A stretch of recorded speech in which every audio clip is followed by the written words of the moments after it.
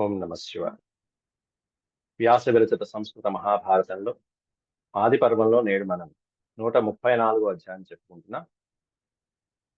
అందులో ఈ పాండుపుత్రులైనటువంటి 5గురు ఏ వయసులో ఏ విధంగా ఎక్కడ ఉన్నారు, ఏ ప్రదేశంలో ఉన్నారు అనేటువంటి వివరాలన్నీ వ్యాస భగవానుడు ఇక్కడ ఇస్తున్నారు. ఏ ప్రాయంలో వారు ఏ ఏ ప్రాంతంలో ఉన్నారు, ధర్మరాజుకి ఏ వయసులో ఎక్కడ ఉన్నారు అనేటువంటి వివరాలు చెప్తూ, పాండురాజు మోహవశుడై మాద్రిని సంగమించి మరణావస్థకు చేరుకోవటం అనేటువంటిది కూడా ఈ అధ్యాయంలోనే చెప్పబడింది. మనకి ఈ రోజు ఉన్నటువంటి సమయానుకూలంగా మనం చర్చించుకుందాం. ముందుగా దైవ ప్రార్థన చేసుకుందాం. ఓం శుక్లాంబరధరం విష్ణుం శశివర్ణం చతుర్భుజం ప్రసన్నవదనం ధ్యాయేత్ సర్వవిఘ్నోపశాంతయే. వ్యాసం వసిష్ఠనప్తారం శక్తేః పౌత్రమకల్మషం పరాశరాత్మజం వందే సుకతాతం తపోనిధిం. వ్యాసాయ విష్ణురూపాయ వ్యాసరూపాయ విష్ణవే నమో వై బ్రహ్మనిధయే వాసిష్ఠాయ నమో నమః. నారాయణం నమస్కృత్య నరం చైవ నరోత్తమం దేవీం సరస్వతీం వ్యాసం తతో జయముదీరయేత్.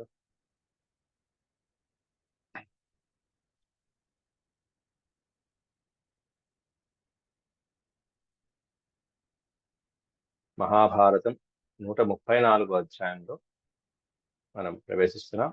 ఇందులో పాండవానాం ఆయుష్య కథనం, పాండవుల యొక్క ఆయుష్, ఎవరెవరు ఎంతకాలం ఎక్కడెక్కడ జీవించారు, అలాగే మాద్ర్యా మైథున ప్రవృత్తస్య పాండోర్ మరణం, మాద్రితో సంగమం వలన పాండురాజు మరణించడం అనేటువంటిది మొదలైనటువంటివి ఈ అధ్యాయంలో చెప్పుకుంటున్నాం.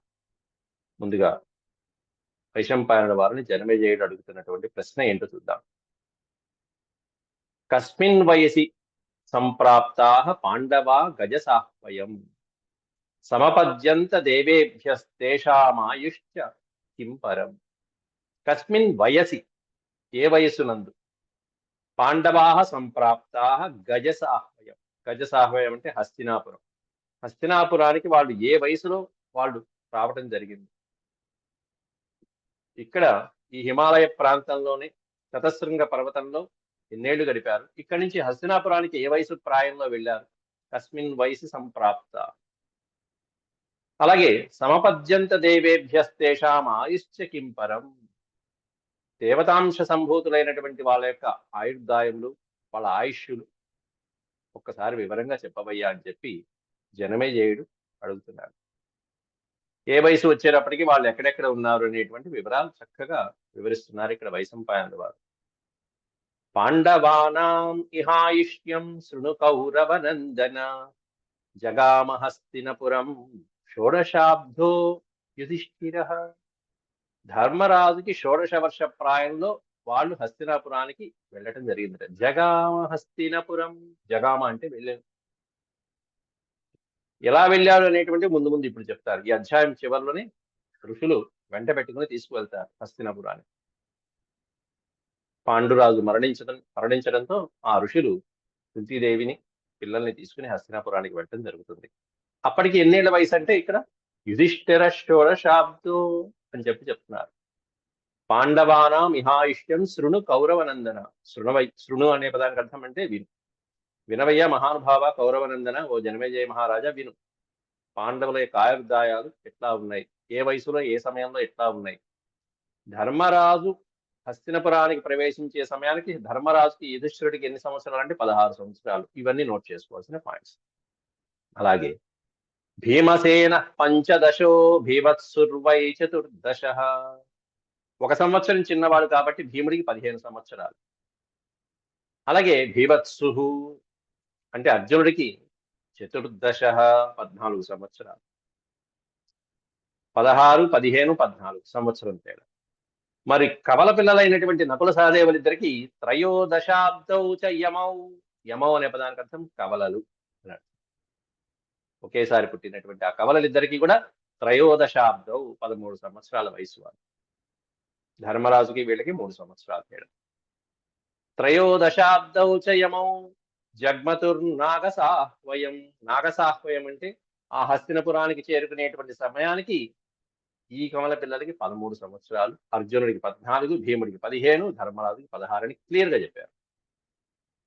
చెప్పి అంతేకాకుండా ఇంకా ముందుకి ఎలాగూ అడిగాడు కదా అని చెప్పి ప్రశ్న తర్వాత కూడా ఇంకా పిల్లలు పెద్ద అవ్వలేదు.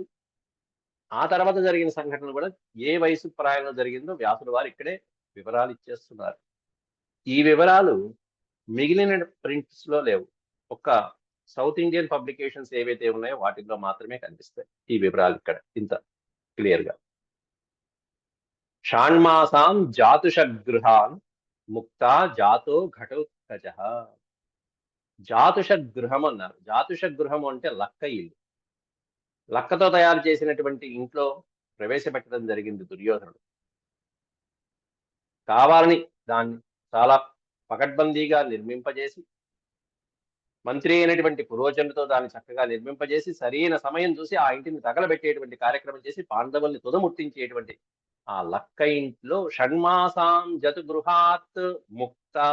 ముక్త అనే పదం ప్రయోగించారు. ముక్త అంటే ఆ లక్క ఇంట్లోంచి బయటపడినటువంటి 6 నెలలకి జాతో ఘటోత్కచ. ఘటోత్కచుడు జన్మించడం జరిగింది. ఎవరికి అంటే భీముడు. అంటే లక్క ఇంట్లోకి వెళ్ళిన తర్వాత అని చెప్పారు. అయితే ఈ మధ్యలో ఇంకొక లైన్ ఉంది చూడండి. ఎందుకంటే భీమసేనుడు త్రయోదశాబ్దోచయమో జగ్మతుర్ నాగసాహ్వయం అయిపోయింది. 13 సంవత్సరాల వయసు ఆ కవల పిల్లలైనటువంటి నకుల సహదేవుడు. తత్ర త్రయోదశాబ్దాని దార్తరాష్ట్రై సహోషితా అన్నారు. మరి వీళ్ళందరూ 5గురు కలిసి హస్తినాపురానికి వెళ్ళారు. అక్కడ ఎన్ని సంవత్సరాలు ఉన్నారనేది క్వశ్చన్ మార్క్. అది క్లియర్ గా ఇస్తున్నారు ఇక్కడ. తత్ర త్రయోదశాబ్దాని. త్రయోదశ అబ్దాని. త్రయోదశ అంటే 13. 13 సంవత్సరాలు ధార్తరాష్ట్రులు అక్కడే ఉండడం జరిగింది. అందువల్ల అక్కడ అలాగే షణ్మాసాం జాతు గృహాత్. ఆ తర్వాత 13 సంవత్సరాలు అక్కడ కౌరవ సభలలో అలా పెరిగి పెద్దవాళ్ళు అవుతూ అన్ని విద్యలు సమస్తమైనటువంటి విద్యలు నేర్చుకున్నారు ఆ సమయంలోనే. మొట్టమొదటి నిన్న శుక్రుడు అనేటువంటిది మొట్టమొదటి గురువుగా చెప్పుకున్నాడు శుక్రుడు. ఆ తర్వాత ఇక్కడికి వచ్చిన తర్వాత కృపాచార్యుడు, ద్రోణాచార్యుడు మొదలైనటువంటి వాళ్ళ దగ్గర విలువిద్యాభ్యాసాలన్నీ నేర్చుకుంటారు ఈ 13 సంవత్సరాలు కౌరవులతో పాటుగా. ఆ తర్వాత లక్క ఇంట్లోకి వెళ్ళటం, లక్క ఇంట్లో నుంచి బయటపడిన తర్వాత 6 నెలలకి ఘటోత్కచుడు జన్మించాడు భీమసేనుడు. ఆ తర్వాత మళ్ళీ షణ్మాసానేక చక్రాయాం వర్షం పాంచాలకే గృహే. 6 నెలల కాలం ఏమన్నా ఏకచక్రపురంలో నివసించారు. ఒక బ్రాహ్మణుడి ఇంట్లో నివసించడం జరిగింది ఏకచక్రపురంలో. వర్షం పాంచాలకే గృహే. ఏకచక్రపురంలో ఉండగా పాంచాలి అంటే ఈ ద్రౌపది యొక్క స్వయంవర వార్త తెలిసింది. పాంచాల నగర రాకుమార్తె అయినటువంటి ద్రౌపది, నేడు మనం చెప్పుకుంటున్నటువంటి పంజాబ్. ఆ తర్వాత వివాహం అయిన తర్వాత ద్రౌపదికి కూడా ఈ పంచపాండవుల యొక్క విషయం వీళ్ళు క్షత్రియులే అని తెలిసిన తర్వాత ఆ రాజ్యంలో వర్షం పాంచాలకే గృహే సంవత్సర కాలం పాటు ఉన్నారు ద్రౌపది నివాసంలో. అంటే పాంచాలి యొక్క పుట్టిల్లైనటువంటి పాంచాల రాజు యొక్క గృహంలో సంవత్సర కాలం పాటు పంచపాండవులు ఉన్నారు. ఇవన్నీ క్యాలిక్యులేట్ చేసుకుంటూ రావాలి. ధార్తరాష్ట్రై సహోషిత్వా పంచవర్షాణి భారత. ధార్తరాష్ట్రై మళ్ళీ అక్కడి నుంచి ధృతరాష్ట్రుడు పిలిపించగా వచ్చేశారు కౌరవ రాజ్యానికి, హస్తినాపురానికి ధృతరాష్ట్రుడు పిలిపించాడు సాదరంగా. పిలిపిస్తే వచ్చేశారు. ధార్తరాష్ట్రై సహోషిత్వ. ఎన్ని సంవత్సరాలు? పంచవర్షాణి భారత. 5 సంవత్సరాలు అక్కడ మళ్ళీ హస్తినాపురంలో ఉండడం జరిగింది. అక్కడ రాజ్యాలు పంపకాలు అయినాయి. నాయన మీరు ఇంద్రప్రస్థం వెళ్ళి అక్కడ రాజ్యం చేసుకోండి అని చెప్పి, ఏమీ సదుపాయాలు లేనటువంటి ఒక అరణ్య ప్రాంతాన్ని ఇంద్రప్రస్థం అని చెప్పి పిలిచి అక్కడ ఇంద్రప్రస్థాన్ని ఇచ్చేశారు ధృతరాష్ట్రుడు ధర్మజులకు, పాండవాలు. ఇంద్రప్రస్థే వసంతేస్తే 3 వర్షాణి 20. 3 వర్షాణి 20. 20 అంటే 20, 3 అంటే 20. 3 అంటే 3 కాబట్టి 23 సంవత్సరాలు. 23 సంవత్సరాలు వాళ్ళు ఇంద్రప్రస్థంలో రాజ్యం చేయడం జరిగింది సుఖంగా. రాజ్య పరిపాలన అంతా ఇంద్రప్రస్థంలో సాగించారు 23 సంవత్సరాలు. ఆ తర్వాత ఇంద్రప్రస్థంలో ఉన్నటువంటి సుఖాలు భోగాలు ఇవన్నీ చూశారు. అక్కడే రాజసూయ యాగం చేశారు. రాజసూయ యాగం చేసిన తర్వాత అమితమైనటువంటి ఆ అంతులేనటువంటి సంపదలు చూసి దుర్యోధనుడికి కళ్ళు పుట్టాయి. దాంతో ఇక పాచికలాడటం ప్రారంభించారు. ఆ పాచికల్లో ఓడిపోయినటువంటి ధర్మరాజు ద్వాదశాబ్దాన్ అధ ఏకంచ అంటే 12 సంవత్సరాలు కాకుండా మరొక సంవత్సరం అరణ్యవాసం ప్లస్ అజ్ఞాతవాసం. ద్వాదశాబ్దానధైకం చ బభూవుర్జ్యూత నిర్జితా. జ్యూత నిర్జిత, జ్యూతం అంటే పాచికలాట. ఈ పాచికల్లో ఓడిపోయినటువంటి వాళ్ళు 12 సంవత్సరాలు అరణ్యవాసం, 1 సంవత్సరం అజ్ఞాతవాసం చేశారు. ఆ తర్వాత యుద్ధం అయిపోయిన తర్వాత హాయిగా ధర్మరాజు యొక్క పరిపాలన ఎన్ని సంవత్సరాలంటే 36 సంవత్సరాలు పరిపాలించాడు తదేకంగా. భుక్త్వా షట్త్రింశతం త్రింశతి అంటే 30, షట్త్రింశతి అంటే 36 సంవత్సరాలు రాజ్య పరిపాలన. ఎప్పుడంటే యుద్ధంలో కౌరవుల్ని ఓడించి దుర్యోధనుని సంహరించి 36 సంవత్సరాలు ధర్మరాజు రాజ్య పరిపాలన సాగించాడు పాండవుల. భుక్త్వా షట్త్రింశతం రాజన్ నాగరాంతం వసుంధరాం. సాగరాంతం అంటే సముద్ర పర్యంతం వరకు ఉన్నటువంటి భూమండలాన్నంతా కూడా రాజైనటువంటి పాండురాజు 36 సంవత్సరాలు పరిపాలించడం జరిగింది. ఆ తర్వాత ఏం జరిగింది? మాసైషడ్భిర్మహాత్మానః సర్వే కృష్ణపరాయణ. అందరూ కృష్ణుడి వెనకాలే వెళ్ళిపోయారు. ఎప్పుడు అంటే 6 మాసాల తర్వాత. అది 36 సంవత్సరాలు నిండింది.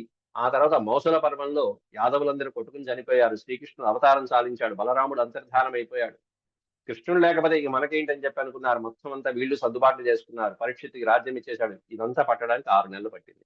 మాసైషడ్భిర్మహాత్మానః సర్వే కృష్ణపరాయణాః రాజ్యే పరీక్షితం స్థాప్య దిష్టాం గతిమవాప్నువన్. గతి అంటే మార్గము, ఇష్టాం గతి వాళ్ళ యొక్క ఇష్టమైనటువంటి మార్గం ఏదైతే ఉందో మహాప్రస్థానమైనటువంటి దివ్యలోకానికి మార్గానికి వెళ్ళిపోయారు. ఎప్పుడంటే రాజ్యే పరీక్షితం సంస్థాప్య రాజ్యంలో పరీక్షితుడిని నియమించి వీళ్ళు వాళ్ళ అనుకున్నటువంటి మహాప్రస్థానానికి స్వర్గారోహణానికి వెళ్ళిపోయారు. ఈ విధంగా ఏవం యుధిష్ఠిరస్యాసీత్ అష్టోత్తరం శతం. ఈ విధంగా చూసుకుంటే యుధిష్ఠిరుని యొక్క ఆయుర్దాయం ఎంతయ్యా అంటే 800 అన్నారు. అష్టోత్తర శతం అంటే 108 సంవత్సరాలుగా ధర్మరాజు యొక్క ఆయుర్దాయం చెప్పడం జరిగింది. ఇక్కడ ఈ విధమైనటువంటి సౌత్ ఇండియన్ వాళ్ళ పబ్లికేషన్స్ లో మరొక విధమైనటువంటి సంకేతం కూడా ఉన్నది. అది మనం తర్వాత చూస్తాం. ఎన్ని సంవత్సరాలు 127 సంవత్సరాలు పూర్ణాయుర్దాయంతో జీవించినటువంటి సంఘటన కూడా మనం చెప్పుకుంటాం. అది మళ్ళీ తర్వాత చూస్తాం. ప్రస్తుతం మనం ఈ టెక్స్ట్ బుక్ ఫాలో అవుతున్నాం కాబట్టి ఇక్కడ ఉన్నటువంటిది మనం చూస్తాం. మొత్తం 108 సంవత్సరాలు కలుపుకుంటే మళ్ళీ వచ్చేది డివైన్ నెంబర్ 9 వస్తుంది. 108. అయితే అర్జునాత్ కేశవో జ్యేష్ఠ. అర్జునుడి కంటే కేశవుడు జ్యేష్ఠుట. కేశవుడు అంటే శ్రీకృష్ణ భగవాన్. అర్జునుడి కంటే శ్రీకృష్ణ భగవానుడు జ్యేష్ఠ, పెద్దవాడు. ఎన్ని నెలలు ఎన్ని సంవత్సరాలు వివరాలు ఇస్తున్నారు. అర్జునాత్ కేశవో జ్యేష్ఠ త్రిభిర్మాసైర్మహాద్యుతి. మహా తేజస్శాలి అయినటువంటి శ్రీకృష్ణ భగవానుడు అర్జునుడి కంటే త్రిభిర్మాసై 3 నెలల పెద్దవాడు. ఆ కృష్ణుడి కంటే పెద్దవాడైనటువంటి వాడు సంకర్షణుడు. కృష్ణాత్ సంకర్షణో జ్యేష్ఠ. కృష్ణుడి కంటే పెద్దవాడు సంకర్షణుడు. సంకర్షణుడు అనే పదానికి అర్థం ఏంటంటే బలరాముడు అని. రాముడు కృష్ణుడి కంటే పెద్దవాడైనటువంటి అన్నగారైనటువంటి బలరాముడు సంకర్షణుడు. సంకర్షణ శీరపాణి అని చెప్పి బలరాముడి యొక్క పేరు. సంకర్షణ కర్షించేటువంటి వాడు, అలా లాగేసేటువంటి వాడు తన యొక్క హాలాహలంతో. కృష్ణాత్ సంకర్షణో జ్యేష్ఠ త్రిభిర్మాసైర్మహాబల. 3 నెలలు పెద్దవాడు కృష్ణుడి కంటే రాముడు, బలరాముడు. ఈ విధంగా ఎవరికంటే ఎవరు పెద్ద అనేటువంటి వివరాలు మనకి ఈ సందర్భంగా ఇవ్వడం జరిగింది. మీకు ఇంకొక సందర్భంలో ఇప్పుడు మరొక మహాభారతం పుస్తకం కూడా చూపిస్తాను. అక్కడ కూడా ఆ ప్రతి కూడా మీకు చూస్తే మీకు క్షుణ్ణంగా తెలుస్తుంది.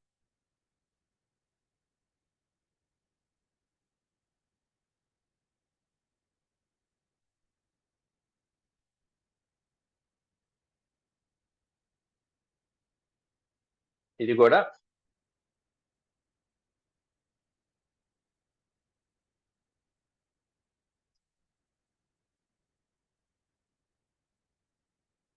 ఆది పర్వం సభాపర్వంలో పంచదశాధిక శతమో అధ్యాయ.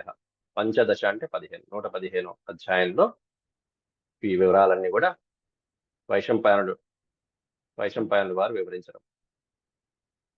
పాండవానాం తథా ఆయుష్యం శృణు కౌరవనందన జగామహస్తినపురం షోడశాబ్దే యుధిష్ఠిర. 16 సంవత్సరాల ప్రాయంలో ధర్మరాజు హస్తినపురంలో ప్రవేశించడం జరిగింది.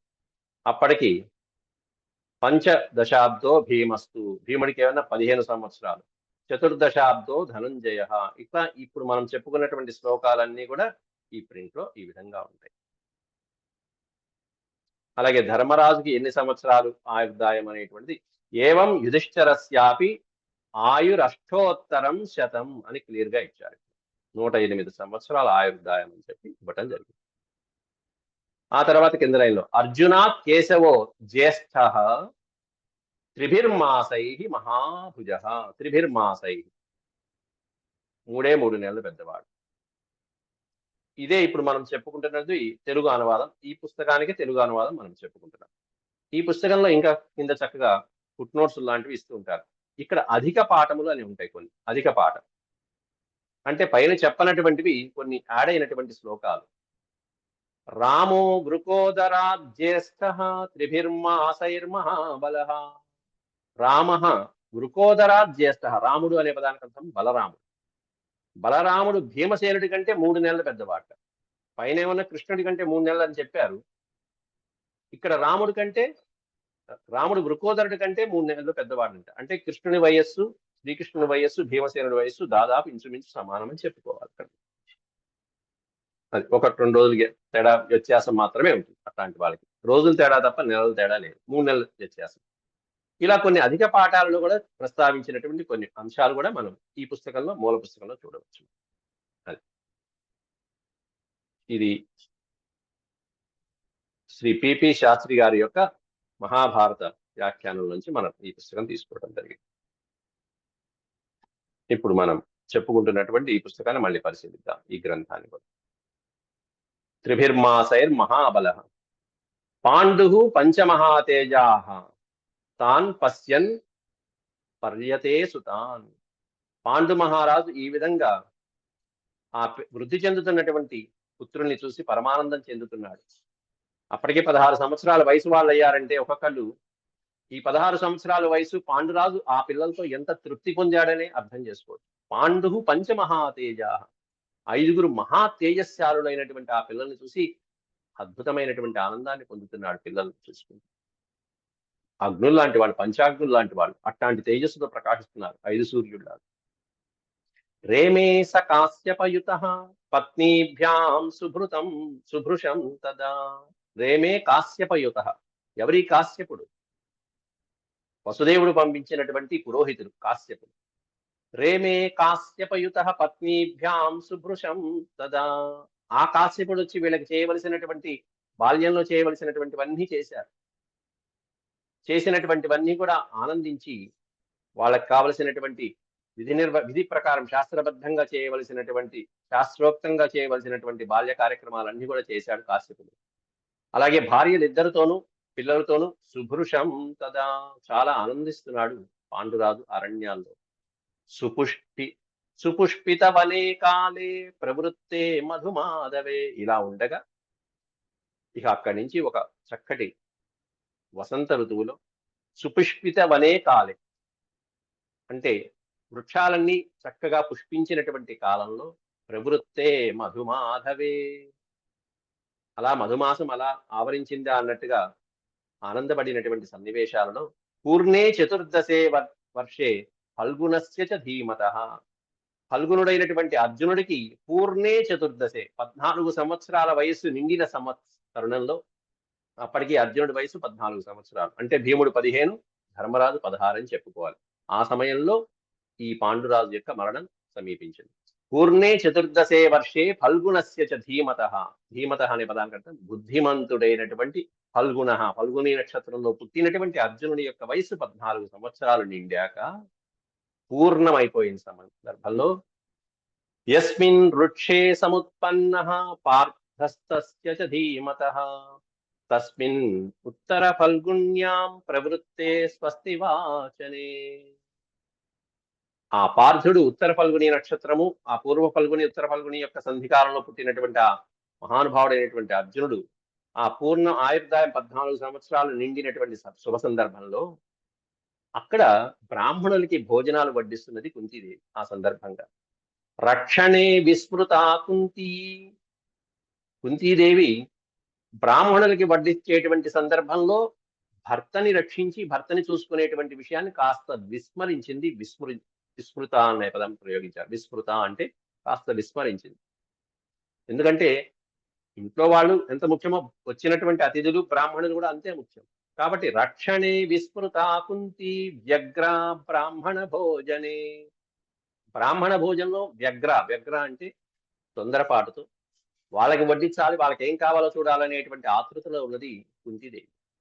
పురోహితేన సహితాన్ బ్రాహ్మణాన్ పర్యవేషయత్ వాళ్ళకి ఏం కావాలో చూస్తూ వాళ్ళకి వడ్డించేటువంటి సన్నివేశాలన్నీ చూసుకుంటుంది. దగ్గర ఉండి ఎవరితో పాటు అంటే పురోహితేన సహిత, పురోహితుడైనటువంటి కౌశికుల వారితో పాటు, కాశ్యపుల వారితో పాటుగా, కాశ్యపుడైనటువంటి ఆ పురోహితుల వారు, ఎందుకంటే ఈయన పుట్టింటి తరపు ఆయన కాబట్టి కుంతికి సహాయం చేస్తూ కాశ్యపుడు కూడా అన్ని చూస్తున్నాయి లేదా అన్ని జాగ్రత్తగా చూసుకుంటున్నారు. బ్రాహ్మణులకి ఏ లోటు రాకుండా చూసుకునే బాధ్యత ఆయనది. కాబట్టి వాళ్ళందరూ భోజనాలు చేస్తున్నారు. ఏ సందర్భంలో అంటే అర్జునుని యొక్క జన్మదినోత్సవ సందర్భంగా 14 సంవత్సరాలు నిండిన సందర్భంలో. అందువలన ఆ సందర్భంలో ఆ విధంగా ఉంటే ఓ పక్కన, మరో పక్కన ఇంకోటి వైశంపాయన ఉవాచ అంటూ ఒక అసలైనటువంటి ఘట్టాన్ని వివరిస్తున్నారు ఇక్కడ. దర్శనీయాంస్తతః పుత్రాన్ పాండు పంచమహావనే తాన్ పశ్యన్ పర్యతే రమ్యే స్వబాహుబలమాశ్రితః. దర్శనీయాంస్తతః పాండున్ పుత్రాన్ పాండు, పంచపాండవులని మహారణ్యంలో అద్భుతంగా చక్కగా పంచపాండవులు ఆ విధంగా 15 సంవత్సరాలు 16 సంవత్సరాలు దర్శనీయంగా ఉన్నటువంటి పుత్రుల్ని చూసుకుంటూ పాండురాజు అలా గడిపేశాడు, ఆనందపడుతూ గడిపేశాడు. తాన్ పశ్యన్ పర్వతే రమ్యే ఆ రమ్యమైనటువంటి ఆ పర్వత ప్రాంతాలలో, హిమాలయ సుందరమైనటువంటి ప్రాంతాలలో స్వబాహు బలమాశ్రిత తన భుజ పరాక్రమాలని ఆశ్రయించి వాళ్ళని రక్షించుకుంటూ వాళ్ళని వృద్ధి చేసుకుంటూ వస్తున్నాడు పాండురాజు. స్వబాహు బలమాశ్రిత అన్నాడు అంటే తన యొక్క బాహువుల్ని ఆశ్రయించుకుని అని అర్థం. అక్కడ తన బాహువుల్ని ఆశ్రయించుకుని అలా కాపాడుకుంటూ వస్తున్నటువంటి వాడు అని అర్థం. అక్కడ అలా తన భుజ పరాక్రమాలతో కాపాడుకుంటున్నటువంటి ఆ పాండవులు అలా పెరిగి పెద్దవాళ్ళు అవుతుంటే సుపుష్పిత వనే కాలే కదాచిన్ మధుమాధవే సుపుష్పిత వనే కాలే చక్కగా పుష్పించినటువంటి వనాలు కలిగినటువంటి సుందరమైనటువంటి ప్రదేశానికి ఒకానొక సమయంలో కదాచిన్ అన్నాడు. కదాచిత్ అంటే ఒకానొక సందర్భంలో మధుమాధవే భూత సమ్మోహనే రాజా సభార్యో వ్యచరద్వనం. భూత సమ్మోహనే రాజా అంటే మోహవశుడైనటువంటి పాండురాజు ఆ సందర్భంలో అప్పుడు భార్య పక్కనే ఉన్నటువంటి సందర్భంలో, ఏ భార్య ఉన్నది? కుంతీదేవి ఉన్నా అక్కడ వడ్డలలో బాగా వ్యగ్రతలో ఉన్నది, తొందరలో ఉన్నది. మరొక భార్య అయినటువంటి మాద్రి సభార్యో వ్యచరద్వనం. వ్యచరత్ అంటే తిరగటం, సంచరించడం. భార్యతో కలిసి మాద్రితో కలిసి ఇక్కడ ఆ వనంలో సంచరిస్తున్నాడు. చక్కగా పుష్పించినటువంటి రమ్యమైనటువంటి సుందరమైనటువంటి వనాలలో తిరుగుతున్నాడు పాండురాజు. పలాశై తిలకైశ్చోతై చంపకై పారిభద్రకై అనేకమైనటువంటి వృక్షాలు, పుష్పించినటువంటి వృక్షాల పేర్లు చెప్తున్నాడు అక్కడ. పలాస వృక్షము, తిలక వృక్షము, చూత వృక్షము, చంపక వృక్షము, పారిభద్రకై అనేటువంటి రకరకాలైనటువంటి వృక్షాలు చక్కగా పుష్పించి ఆహ్లాదకరంగా ఉన్నటువంటి ఆ వనంలో అన్యైశ్చ బహుభిర్వృక్షై ఫలపుష్ప సమృద్ధిభిః అనేకమైనటువంటి వృక్షాలు, ఇవే కాకుండా అన్యైశ్చ బహుభిః వృక్షై అనేకమైనటువంటి వృక్షాలు ఫలపుష్పాదులతో చక్కగా సమృద్ధిగా ఉన్నటువంటి ఈ సమయంలో జలస్థానైశ్చ వివిధైః పద్మినీభిశ్చ శోభితం. మరొక పక్కనే ఉన్న జలపాతాలు, సుందరమైనటువంటి జలపాతాలు, జలస్థానాలు, సరోవరాలతో కూడుకున్నటువంటి వివిధమైనటువంటి పద్మినీభిశ్చ శోభితం ఆ సరోవరాలలో ఉన్నటువంటి పద్మాలని తిలకిస్తూ రమ్యమైనటువంటి సుందర ప్రాంతాన్ని తిలకిస్తూ వెళ్తున్నాడు. పాండోర్వనం తత్సంప్రేక్ష్య ప్రజగ్నే హృది మన్మథః. పాండోర్వనం తత్సంప్రేక్ష్య, సంప్రేక్ష్య అంటే ఆ వనాన్ని, సుందరమైనటువంటి వనాన్ని చూస్తున్నటువంటి పాండురాజు యొక్క హృదయమునందు మన్మథః ప్రజగ్నే, మన్మధుడు ఒక్కసారిగా కామోద్రేకాన్ని కలిగించాడు ఆ మహానుభావుడు. ప్రహృష్ట మనసం తత్ర విచరంతం యథామరం తం మాద్ర్యానుజగామైక వసనం బిభ్రతి శుభం. శుభకరమైనటువంటి వసనం బిభ్రతి, అందమైనటువంటి శుభకరమైనటువంటి వస్త్రాన్ని చుట్టుకుని ధరించినటువంటి ఉన్నటువంటి ఆ మాద్రి కూడా తం అనుజగామ, ఆ మాద్రి ఒక్కతే అనుసరిస్తున్నది పాండురాజును. ఆ సమయంలో కుంతీదేవి పక్కన లేరు, పిల్లలు లేరు, ఎవరు లేరు. ప్రహృష్ట మనసం తత్ర విచరంతం యథామరం.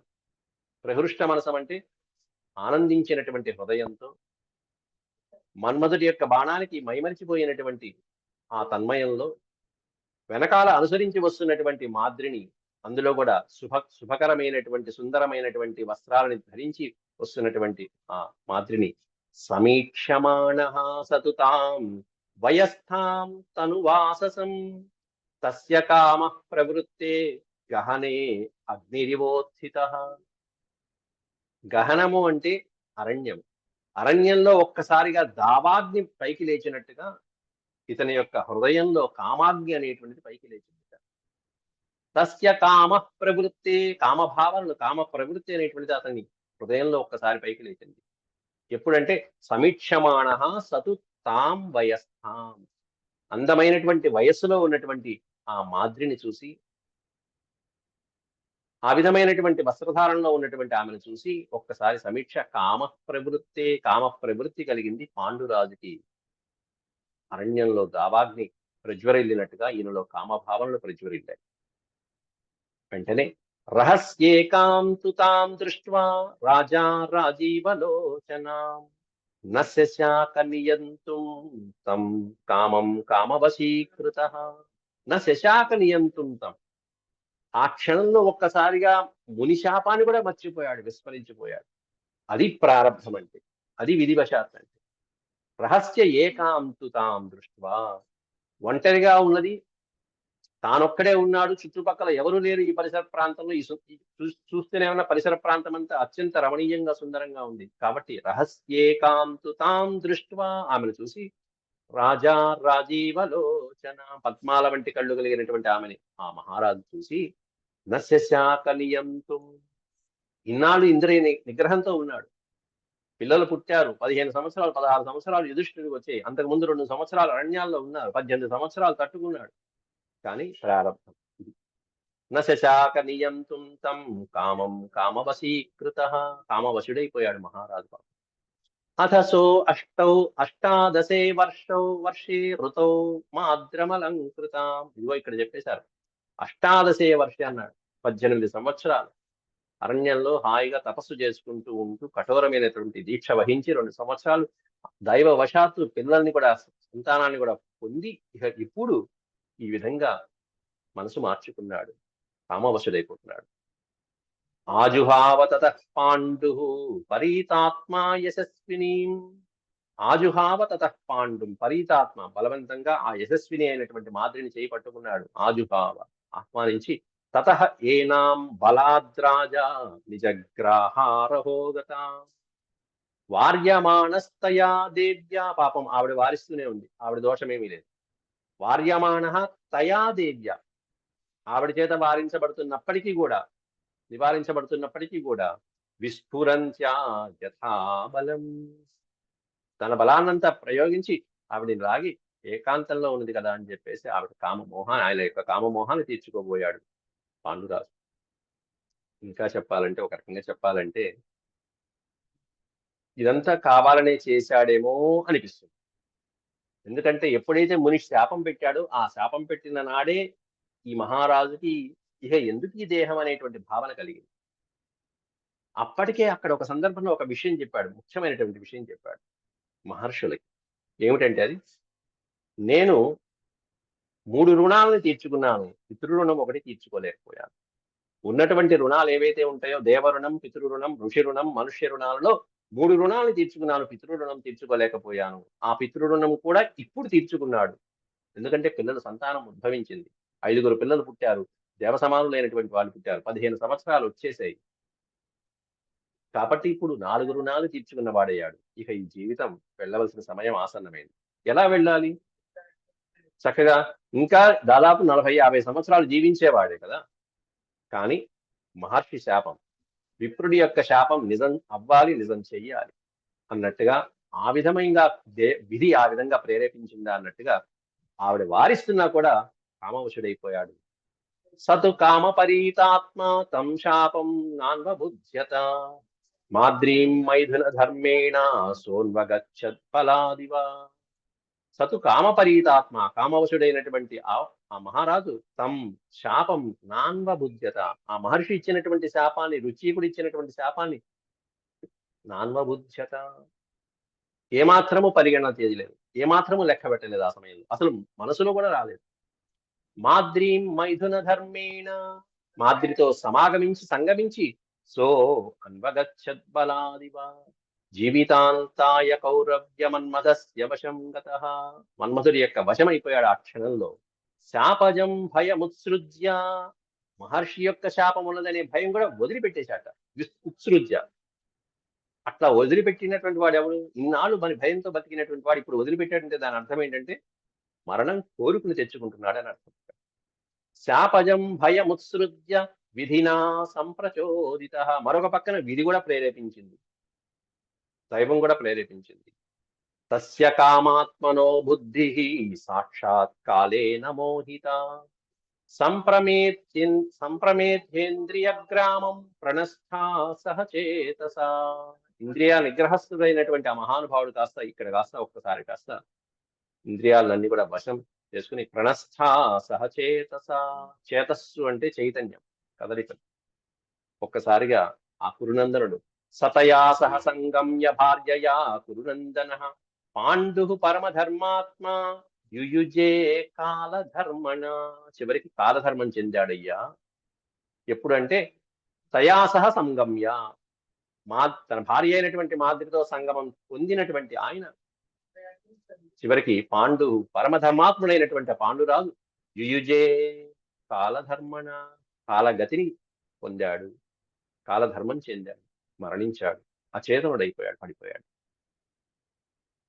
ఆ తర్వాత ఏం జరిగింది అనేటువంటి వివరాలన్నీ రేపటి పాఠంలో చూద్దాం. పాండురాజు భర్త మరణించిన తర్వాత ఈ కుంతి మాదిరిలలో ఎవరు సహగమనం చేశారు, తర్వాత ఈ పిల్లలు ఏమయ్యారు, మహర్షులు ఏం చేశారు అనేటువంటిదంతా కూడా ఈ అధ్యాయంలో చెప్పుకునేటువంటి రేపటి పాఠంలో మనం చెప్పుకుందాం, వివరించుకుందాం. ఇంతవరకు సెలవు. ఓం శాంతి శాంతి శాంతి. యదక్షరపద భ్రష్టం మాత్రాహీనం చ యద్భవేత్ తత్సర్వం క్షమ్యతాం దేవనారాయణ నమోస్తే. సర్వం శ్రీకృష్ణార్పణమస్తు. ఓం నమో భగవతే వాసుదేవాయ.